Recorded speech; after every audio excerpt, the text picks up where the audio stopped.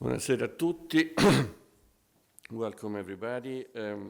This year we celebrate the 30th anniversary of Salone del Libro di Torino. If you look at it from New York City, it is just a book fair like many others around the world. But every Italian reader knows that what Salone is. A place where for the first time, since its first edition, we could meet our favorite writers from Italy and from all over the world. Since the beginning, the Salone hosted hundreds, thousands of people and hundreds of conversations and books presentations. For the first time, there was a communication, a connection between readers and writers.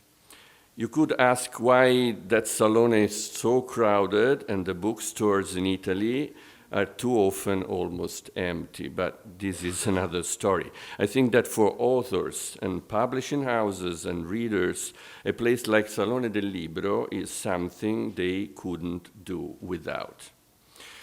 The Salone is going to open tomorrow in Turin, and today, here and in many other Italian cultural institutes, we introduce it with lectures and readings of local writers who speak about Italian authors.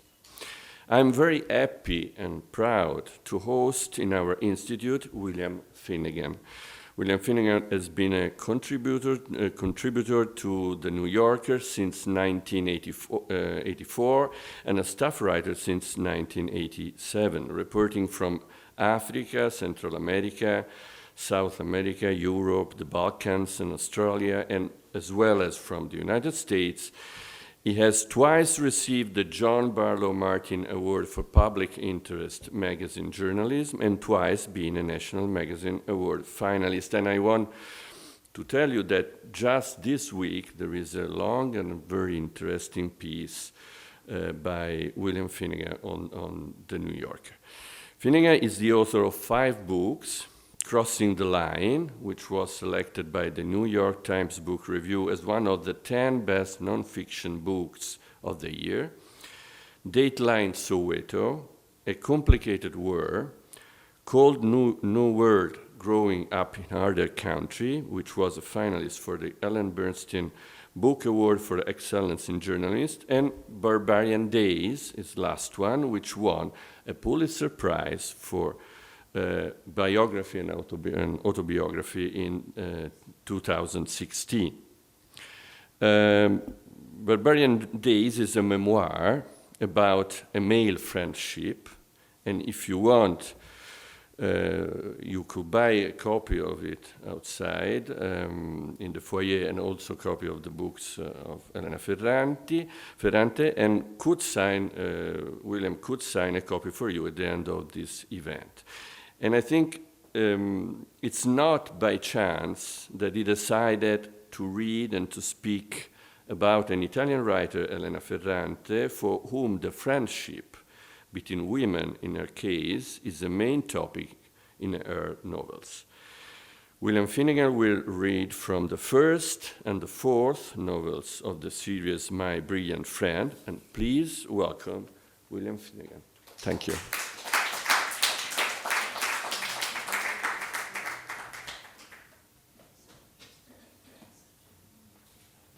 Maybe books 2 and 3 as well. Thank you very much, and thanks very much for coming out. It's nice to hear this recent book of mine described as a memoir about friendship, male friendship, because that was very much what I wanted to write, and I wrote this sprawling thing that took me forever and gets described many different ways, but that's sort of what I started out with and was intending. And it is maybe the connection to this, what I wanted to talk about was I didn't give this a lot of thought. I mean, I was asked, would you like to speak about, a favorite Italian novel? And I said, Ferrante, how about the Neapolitan Quartet, the big 4-novel series? And yes, fine. And suddenly I was committed, and here I am. And I very much read her as a reader, as a writer, not as a scholar. I'm not an expert.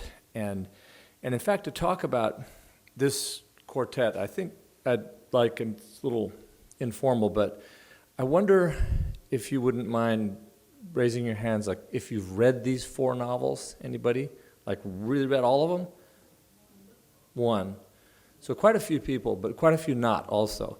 So I think I want to read some passages and talk about it, the books, and I'll have to explain some, like who the characters are, some of the main plot points, so that they'll make sense. I thought if like everybody said yes, we all know them totally, then I could skip that, but no. And as I say, I feel sort of thematically connected to these novels, and I write nonfiction, so it's very, very different.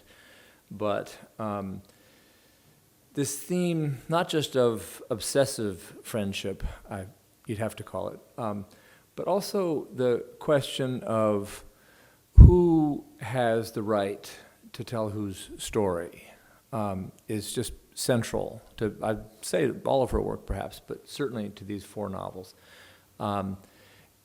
which form one big story, and you only, I mean, it's the kind of thing that the beginning only makes sense when you get to the end of the 4th, And in fact, I was shocked. I mentioned to a friend today, a colleague at the New Yorker, who I sort of read these books with as they were coming out in translation.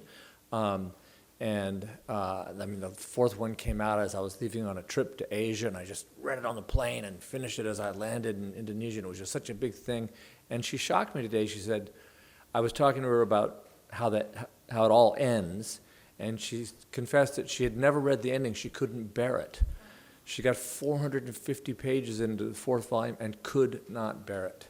And they're really intense books for those of you who haven't read them, haven't tried them yet. And I said, what? And she said, but now you're telling me how it ends. It feels safe. I will read it, like today. She's been waiting 2 years or something. Just couldn't face what the end. But as I say, the very beginning, in time, there's sort of about a lifetime from childhood to old age, and about a friendship that spans that time. And it starts with, I get a call, I can't find her. Where is she? Her friend. It's called from her son. And that's the beginning, and she sort of takes off from there. But you only understand that situation, which is in the present, at the very, very, very end. And again, she can't find her, and here we are. So it's that kind of span, and it's not. I'm going to read a few selections, a bunch of shortish excerpts to try to sort of illustrate themes, but it's not a pastiche, it's not a montage, just to give you a feel for it. I mean, it's a sort of sequence I want to read. But the book does not proceed, as you can tell from the beginning, through chronologically, simply through time. It circles and circles and circles. So the initial scene, for instance, after this phone call prologue, she's disappeared thing, the initial scene gets replayed many times, and many of the key scenes reoccur and reoccur. You leap forward to the present a few times as she but it's broadly over 4 books. You go through childhood and adolescence and adulthood and into maturity. I think I'll just start with a little introduction of the friend. The narrator is called Elena Greco. She's a writer, and in her adulthood, but all her whole life she wants to be a writer. In fact, these 2 little girls. It starts off with a scene. They're little girls with dolls, and they exchange dolls, and her friend, whom she calls Lila, throws her doll down a grate into a cellar. And so she throws her doll, and then they go sort of looking for them, and they go somehow up to the doorway of this feared mafioso. I should say, this is in a poor neighborhood in Naples, just after the war, 40s, early 50s. And that's the sort of opening scene, and the mafioso doesn't have their dolls, but he gives them some money. And he's this fearsome figure they've approached. And rather than go buy new dolls, they go and buy a copy of the novel Little Women. I suppose they're about 8. I mean, they can read.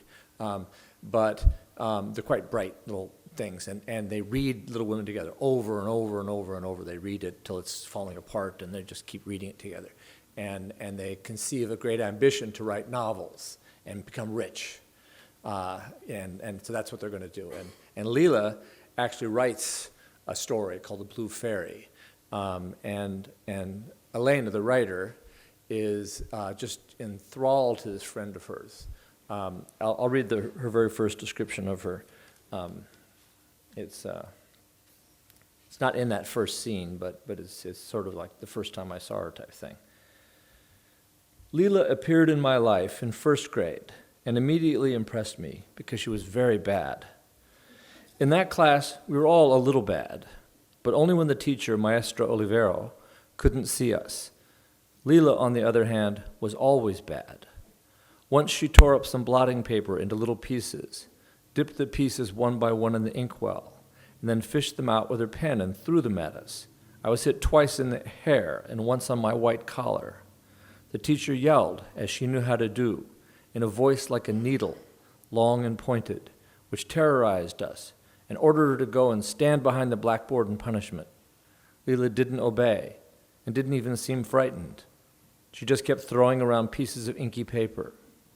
So Maestra Olivero, a heavy woman who seemed very old to us, though she couldn't have been much over 40, came down from the desk, threatening her. The teacher stumbled. It wasn't clear on what, lost her balance and fell, striking her face against the corner of a desk. She lay on the floor as if dead. What happened right afterward I don't remember. I remember only the dark bundle of the teacher's motionless body and Leela staring at her with a serious expression. This is Leela. She's a vivid child, let us say. And I'm going to concentrate in these excerpts on this relationship, these two girls. But although this is a tremendous canvas. It's a sort of Balzacian novel of characters, and mainly about Naples and mainly about this neighborhood, but it moves around Italy as they grow up. She writes, I feel no nostalgia for our childhood. It was full of violence. Every sort of thing happened, at home and outside, every day.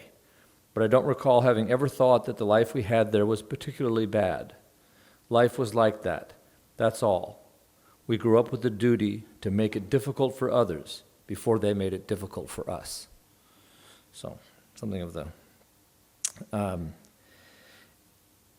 what happens between Elena and Leela over time is that they're both from these very poor families.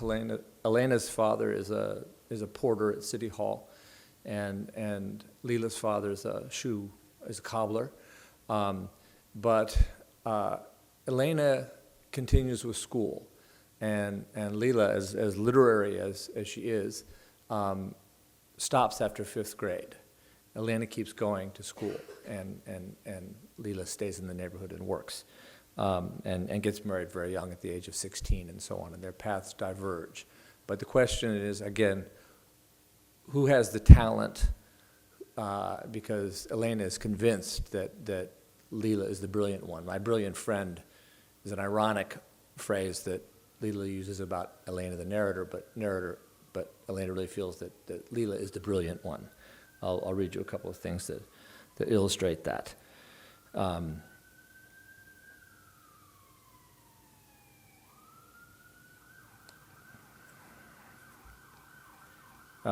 She's at school, Leela's not. But I soon had to admit that what I did by myself couldn't excite me. Only what Leela touched became important. If she withdrew, if her voice withdrew from these things, the things got dirty, dusty. Middle school, Latin, the teachers, the books, the language of books seemed less evocative than the finish of a pair of shoes, and that depressed me. Leela's thrown herself into her father's shoe business. I wonder if I should, and it's almost like Elena is less real than Leela, and she really throws herself into sort of novelistically depicting Leela, as well as sort of competing with her and questioning her own rights. I'll read you a longer passage here about Leela's sort of psychology as Elena understands it. On December 31st of 1958, Leela had her first episode of dissolving margins. The term isn't mine. She always used it. She said that on those occasions, the outlines of people and things suddenly dissolved, disappeared. That night, on the terrace where we were celebrating the arrival of 1959, when she was abruptly struck by that sensation, she was frightened and kept it to herself, still unable to name it. It was only years later, one night in November 1980, we were 36, were married, had children, that she recounted in detail what had happened to her then, what still sometimes happened to her, and she used that term for the first time. We were outside on the roof terrace of one of the apartment buildings in the neighborhood. Although it was very cold, we were wearing light, low-cut dresses so that we would appear attractive. We looked at the boys, who were cheerful, aggressive, dark figures, carried away by the party, the food, the sparkling wine. They were setting off fireworks to celebrate the new year, a ritual in which, as I'll explain later, Leela had had a large role, so that now she felt content watching the streaks of fire in the sky. But suddenly, she told me, in spite of the cold, she had begun to sweat. It seemed to her that everyone was shouting too loudly and moving too quickly. This sensation was accompanied by nausea, and she had had the impression that something absolutely material, which had been present around her and around everyone and everything forever, but imperceptible, was breaking down the outlines of persons and things and revealing itself. Her heart had started beating uncontrollably. She began to feel horror at the cries emerging from the throats of all those who were moving about on the terrace amid the smoke, amid the explosions, as if the sound obeyed new, unknown laws. Her nausea increased. The dialect had become unfamiliar. The way our wet throats bathed the words in the liquid of saliva was intolerable. A sense of repulsion had invested all the bodies in movement, their bone structure, the frenzy that shook them. How poorly made we are, she'd thought. How insufficient.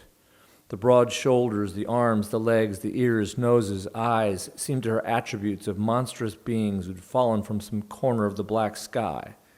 And the disgust, who knows why, was concentrated in particular on her brother, Reno, the person who was closest to her, the person she loved most.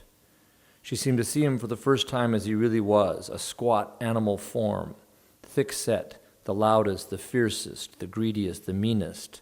The tumult of her heart had overwhelmed her. She felt as if she were suffocating. Too smoky, too foul-smelling, too much flashing fire in the cold. Leela tried to calm herself. She said to herself, I have to seize the stream that's passing through me. I have to throw it out from me. But at that point she'd heard, among the shouts of joy, a kind of final detonation, and something like the breath of a wing beat had passed by her. Someone was shooting not rockets and firecrackers, but a gun. Her brother Reno was shouting unbearable obscenities in the direction of the yellow flashes. On the occasion when she told me that story, Lisa also said that the sensation she called dissolving margins, although it had come on her distinctly only that once, wasn't completely new to her. For example, she'd often had the sensation of moving for a few fractions of a second into a person or a thing or a number or a syllable, violating its edges. And the day her father threw her out the window, broke her arm, she was a little girl, threw her out the window, she'd felt absolutely certain, as she was flying toward the asphalt, that small, very friendly reddish animals were dissolving the composition of the street, transforming it into a smooth, soft material. But that New Year's Eve she'd perceived for the first time unknown entities that broke down the outline of the world and demonstrated its terrifying nature. This had deeply shaken her. When Leila's cast was removed and her arm reappeared, pale but perfectly functioning, her father Fernando came to an agreement with himself, and without saying so directly, but through Reno and his wife Nuncia, allowed her to go to a school to learn, I don't know exactly what, stenography, bookkeeping, home economics, or all three. She went unwillingly. They say Leila is her great subject, and she has this feeling, which strangely I can relate to, that only what Leila touched became important, as I say. And around this time, Leila switches from literature as the way to get rich and the thing to do, to business. As I say, she goes into her father's shoe business and she designs shoes. Later it's grocery. She marries a grocer, sort of the wealthiest kid around that part of town. And later it's software. Believe it or not, she starts a software company and does quite well. And the whole time, Elena is convinced that Leila is, while she's making her way as a writer, she goes on to study and gets a degree in classics and writes a novel and becomes a writer in the world outside Naples. She ends up marrying and living in Florence, marries a professor. But the whole time she feels like Leila's reality is more vivid. Leila has the talent. There's a little passage I really like, or not so little, but where she gets a letter. They're 15 at this point, but let's say Leila's about to get married, so they're not like our 15-year-olds. These are 15-year-olds in Italy in the 50s. And she gets this letter, or she's at the beach with some friends at a place called Ischia, an island near Naples, working as a nanny. But she gets I stuck my head out the window. The postman said there was a letter for Greco. That's her. I ran down with my heart pounding. I ruled out the possibility that my parents had written to me. She's been writing to Leila and writing to her. Leila never writes back. It was from Leila. I tore open the envelope. There were 5 closely written pages, and I devoured them, but I understood almost nothing of what I read. It may seem strange today, and yet it really was so. Even before I was overwhelmed by the contents, what struck me was that the writing contained Leila's voice. Not only that, from the first lines I thought of the Blue Fairy, the only text of hers that I'd read, apart from our elementary school homework, and I understood what, at the time, I'd liked so much. There was in the Blue Fairy the same quality that struck me now. Leila was able to speak through writing, unlike me when I wrote, unlike Sarratore, this is this guy she's staying with, in his articles and poems, unlike even many writers I'd read and was reading. She expressed herself in sentences that were well constructed and without error, even though she'd stopped going to school. But further, she left no trace of effort. You weren't aware of the artifice of the written word. I read and I saw her. I heard her. The voice in the writing overwhelmed me, enthralled me even more than when we talked face to face. It was completely cleansed of the dross of speech, of the confusion of the orderly, of the confusion of the oral. It had the vivid orderliness that I imagined would belong to conversation if one were so fortunate as to be born into the head of Zeus and not from the Grecos, the Cherulos. That's her last name, Cherulo. She goes on about this letter and what was in it and how it disturbs her. Leila's world, as usual, rapidly superimposed itself on mine. Everything that I had written, she's busy writing, in July and August seemed to me trivial. I was seized by a frenzy to redeem myself. I didn't go to the beach. I tried immediately to answer her with a serious letter, one that had the essential, pure, yet colloquial tone of hers. But if the other letters had come easily to me, this I wrote, rewrote again, and yet Nino's hatred of his father, that's the family she's staying with, the role that the affair of Melina had in the origin of that ugly sentiment, my entire relationship with the Sarratore family, even my anxiety about what was happening to her, came out badly. Donato, who in reality was a remarkable man, on the page became a banal family man. And as far as Marcella was concerned, this is her big problem, Leila's, I was capable only of superficial advice. In the end, all that seemed true was my disappointment that she had a television at home and I didn't. I don't know how many people feel this in their lives, but I also have an old friend who's sort of the central character in this memoir, who's a great correspondent, and I've forever felt this. I mean, these letters to this day come, and they sort of superimpose themselves on my world, he has a sort of gift for disappearing, and sort of transmitting clearly through prose, that I've sort of aspired to my whole life. So I really, really identify with this. As I said, this fellow's also a writer. He did finish college, and as I say, is the main character in my book Barbarian Days. So I really, really relate to this stuff.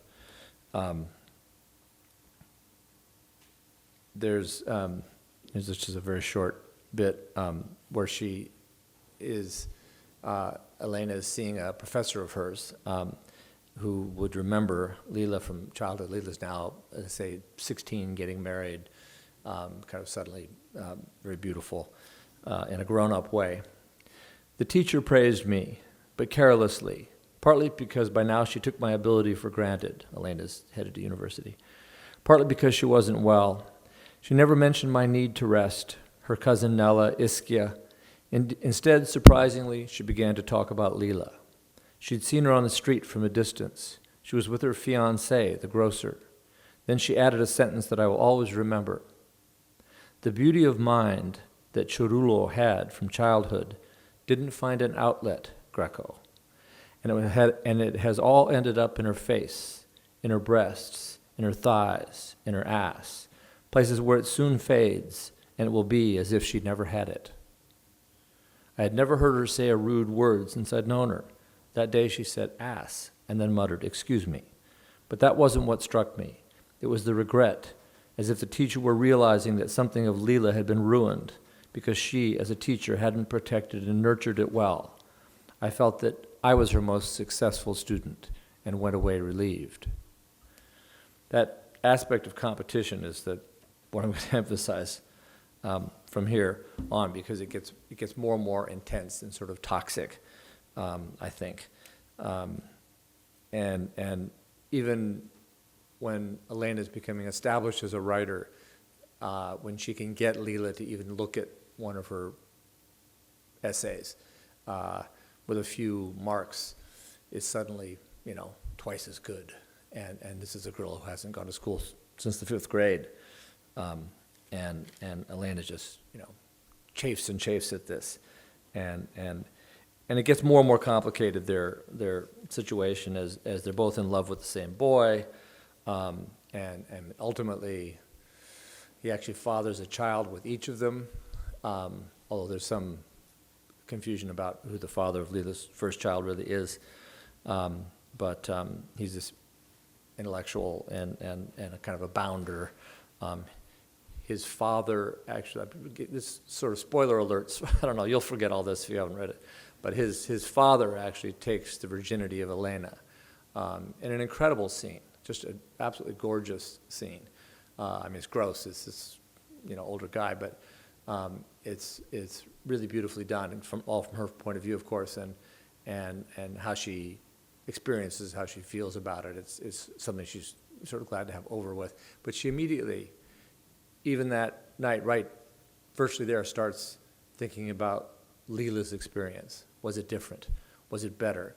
And she's not just sex, and then eventually she gets some notebooks that Leela's been keeping, and goes through it, and indeed it was better. Not sex again, but her love for the boy, not the dad, but this brilliant boy, Nino, and Elena is just green with envy, reading this sort of beautiful evocation of the sort of love that she never really. She was in love with this guy, but never really felt like she had in her life, and yet Leela, who as I say, married this successful grocer at 16, but by 19 or 20 has left him and for this kid, and is a single mother working in a sausage factory.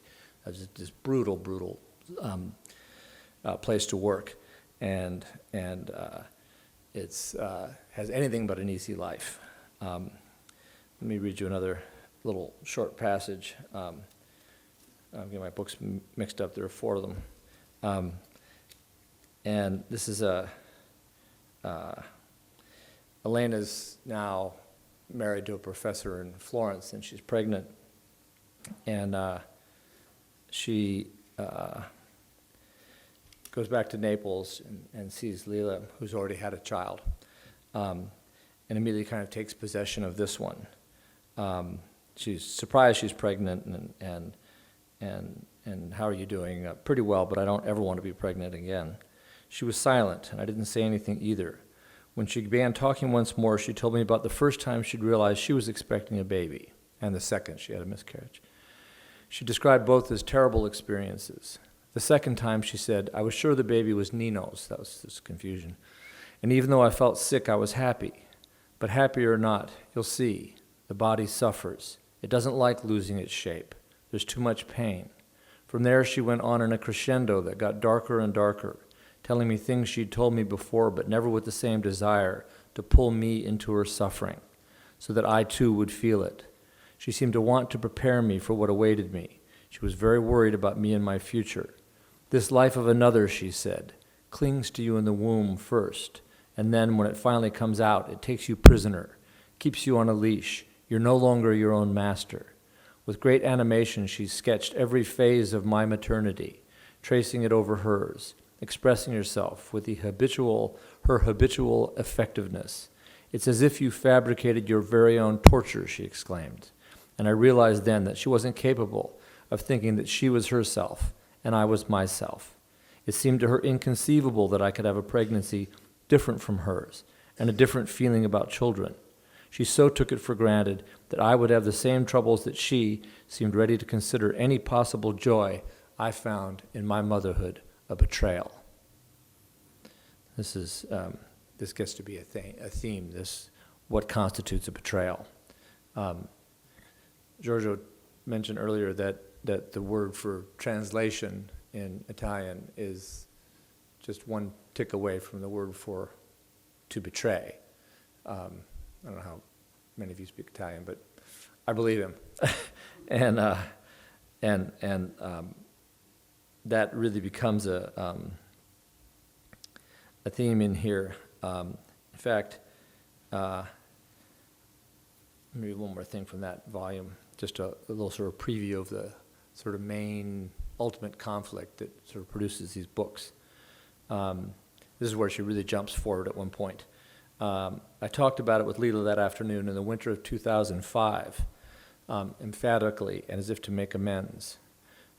She's talking, this is Elena talking about how she's sort of finds that not just the neighborhood is sick, not just Naples, but the entire earth, the universe or universes. I talked about it with Lila that afternoon in the winter of 2005, emphatically and as if to make amends.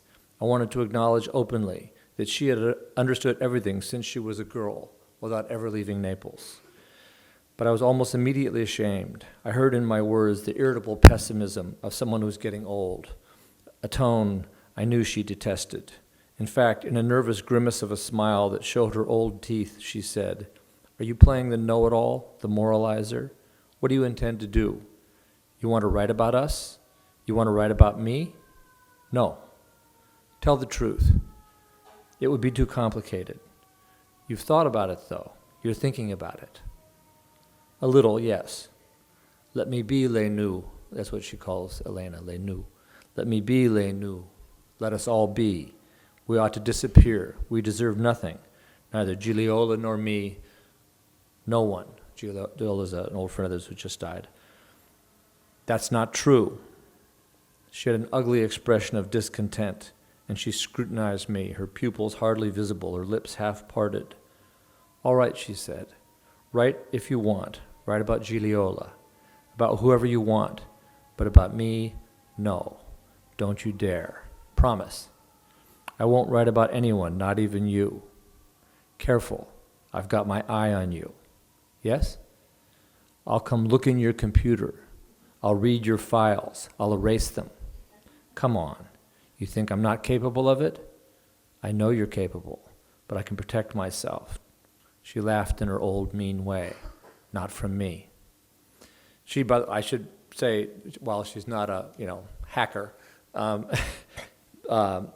at this point has had a software company. She's had sort of self-taught with her partner, a guy she doesn't marry, but she has another child with. A kind of wonderful guy, one of the few male characters to admire in this book, a guy named Enzo. They sort of self-teach themselves. They teach themselves Boolean algebra and become software people and employ a lot of others and do quite well. So when she says, "I can come in your computer," Elena doesn't know. Maybe she can. A couple more. Then I'd be very interested to hear what you guys are interested in. I guess I should say that a terrible thing happens. The last book is called "The Story of the Lost Child," and what that refers to is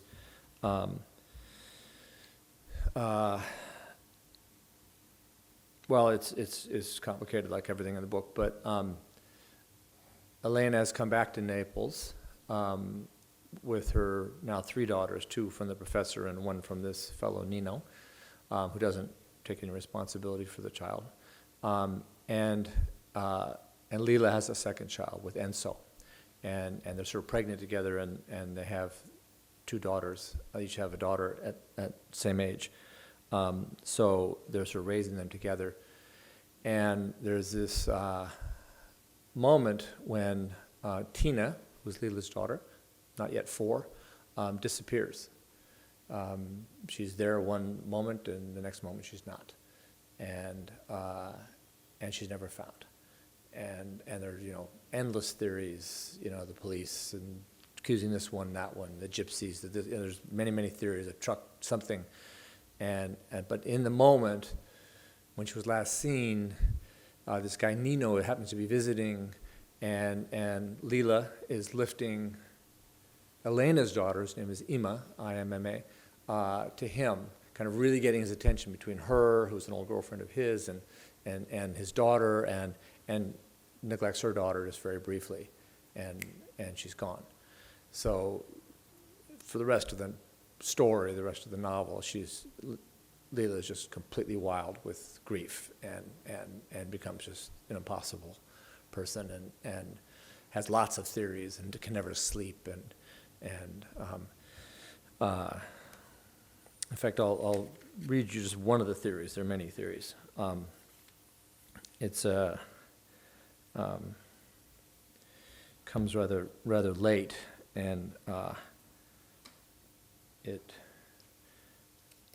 really out of the blue.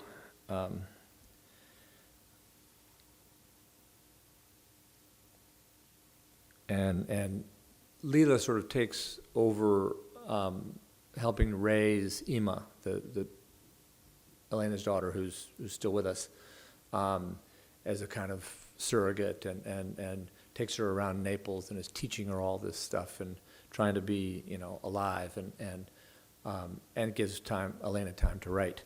And Elena does seem to have made her career a lot on the basis of having a kind of real working class upbringing in Naples, and then entering into this world of the arts and politics and feminism in the 60s and the 70s, but with this kind of rootsy background that she's able to invoke. I mean, her first novel includes a thinly disguised version of her, this scene where she loses her virginity to this railway conductor, the father of her boyfriend, and it's sort of scandalous scene on the beach, and makes it a sort of successive scandal, this novel. And so she seems to have drawn on that really through much of her writing, but has never really taken it on directly. So this is one of Lila's theories about what happened to her daughter.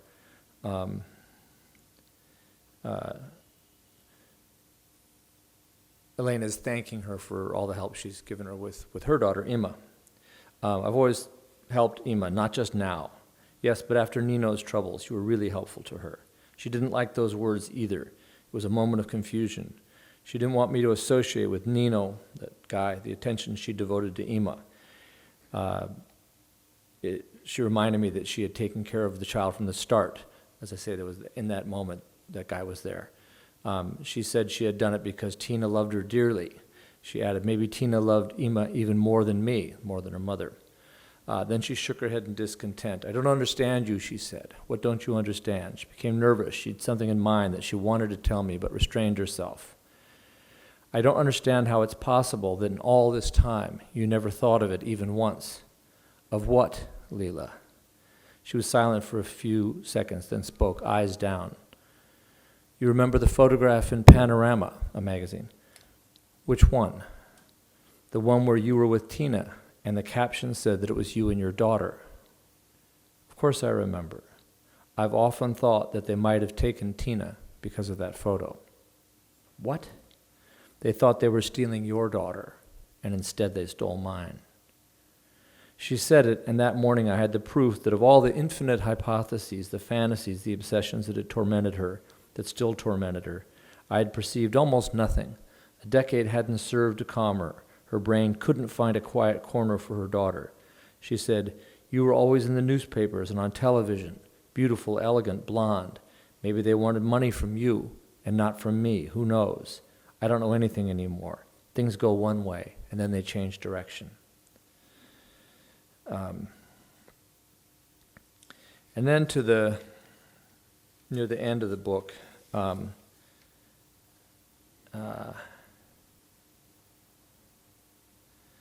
where you're approaching the present and Elena keeps imagining that Lena is actually writing a great book.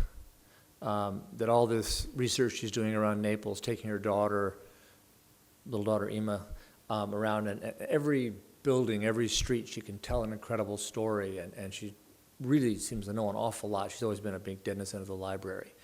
And Elena gets it in her mind she's writing a huge book that will include her daughter's disappearance, somehow worked into this fantastical history of their city.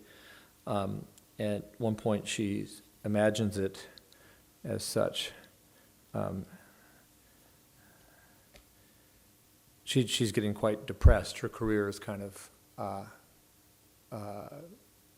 gone downhill, Elena's. In the moments of greatest darkness, I was sure that Leela had written the detailed story of her daughter, sure that she had mixed it into the history of Naples with the arrogant naivete of the uneducated person who, perhaps for that very reason, obtains tremendous results. Then I understood that it was a fantasy of mine. Without wanting to, I was adding apprehension to envy, bitterness, and affection. Leela didn't have that type of ambition. She had never had ambitions. To carry out any project to which you attach your own name, you have to love yourself. And she had told me she didn't love herself. She loved nothing about herself. On the evenings of greatest depression, I went so far as to imagine that she had lost her daughter in order not to see herself reproduced. In all her antipathy, in all her malicious reactivity, in all her intelligence without purpose. She wanted to eliminate herself, cancel all the traces, because she couldn't tolerate herself. This is, of course, kind of where the novel begins and ends. And then here's a passage where that sort of key thing comes into focus, I think. The story that I later called A Friendship originated in that mildly depressive state in Naples during a week of rain. Of course, I knew that I was violating an unwritten agreement between Leela and me. I also knew that she wouldn't tolerate it. But I thought that if the result was good, in the end she would say, I'm grateful to you. These were things I didn't have the courage to say even to myself, and you said them in my name. There is this presumption in those who feel destined for art and above all literature. We act as if we had received an investiture. But in fact, no one has ever invested us with anything. It is we who have authorized ourselves to be authors, and yet we are resentful if others say, this little thing you did doesn't interest me. In fact, it bores me. Who gave you the right? Within a few days, I wrote a story that over the years, hoping and fearing that Leela was writing it, I had imagined in every detail. I did it because everything that came from her, or that I ascribed to her, had seemed to me since we were children more meaningful, more promising than what came from me. When I finished the first draft, I was in a hotel room with a balcony that had a beautiful view of Vesuvius and the gray semicircle of the city. I could have called Leela on the cell phone, said to her, "I've written about me, about you, about Tina, about Ima. Do you want to read it? It's only 80 pages. I'll come by your house. I'll read it aloud." I didn't do that out of fear. She'd explicitly forbidden me not only to write about her, but also to use persons and episodes of the neighborhood. When I had, she always found a way of telling me, even if painfully, that the book was bad, that either one is capable of telling things just as they happened in teeming chaos, or one works from imagination, inventing a thread, and I had been able to do neither, the first thing nor the second. So I let it go. I calmed myself, saying, "It will happen as it always does. She won't like the story. She'll pretend it doesn't matter. In a few years, she'll make it known to me, or tell me clearly that I have to try to achieve more. In truth, I thought, if it were up to her, I would never publish a line." The book came out. I was swept up by a success I hadn't felt for a long time, and since I needed it, I was happy. A friendship kept me from joining the list of writers whom everyone considers dead, even when they're still alive. The old books began to sell again. Interest in me was rekindled. In spite of approaching old age, life became full again. But that book, which at first I considered the best I'd written, I later did not love. It's Leela who made me hate it, by refusing in every possible way to see me, to discuss it with me, even to insult me and hit me. I called her constantly. I wrote endless emails. I went to the neighborhood. I talked to Reno, her son. She was never there. And on the other hand, her son never said, "My mother's acting like this because she doesn't want to see you." As usual, he was vague. He stammered. "You know how she is. She's always out. She either turns off the cell phone or forgets it at home. Sometimes she doesn't even come home to sleep." So I had to acknowledge that our friendship was over. Read a little bit more of this, just so you get a feeling for what this essay was, how deep a betrayal it was. In fact, I don't know what offended her, a detail or the whole story. A friendship had the quality, in my opinion, of being linear. It told concisely, with the necessary disguises, the story of our lives, from the loss of the dolls to the loss of Tina. Where had I gone wrong? I thought, this is unbelievable to me. Where had I gone wrong? I thought for a long time that she was angry because, in the final part, although resorting to imagination more than at other points of the story, I related what in fact had happened in reality. Leela had given Ima more importance in Nino's eyes, in doing so had been distracted, and as a result, lost Tina. But evidently what in the fiction of the story serves in all innocence to reach the heart of the reader becomes an abomination for one who feels the echo of the facts she has really lived. In other words, I thought for a long time that what had assured the book's success was also what had hurt Leela most. Later, however, I changed my mind. I'm convinced that the reason for her repudiation lay elsewhere, in the way I recounted the episode of the dolls. I deliberately exaggerated the moment when they disappeared into the darkness of the cellar. I had accentuated the trauma of the loss. And to intensify the emotional effects, I had used the fact that one of the dolls and the lost child had the same name.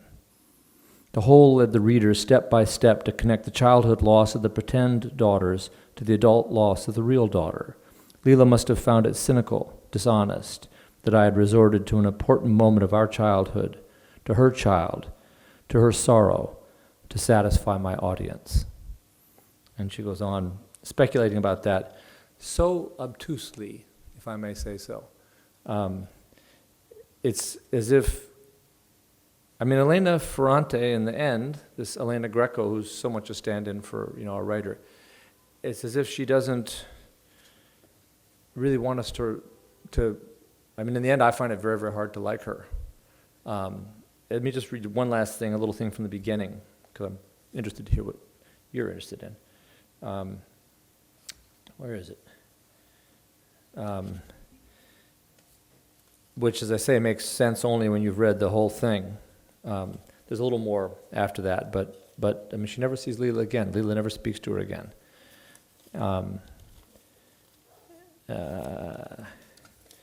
Right at it's at the top of this book, not that book.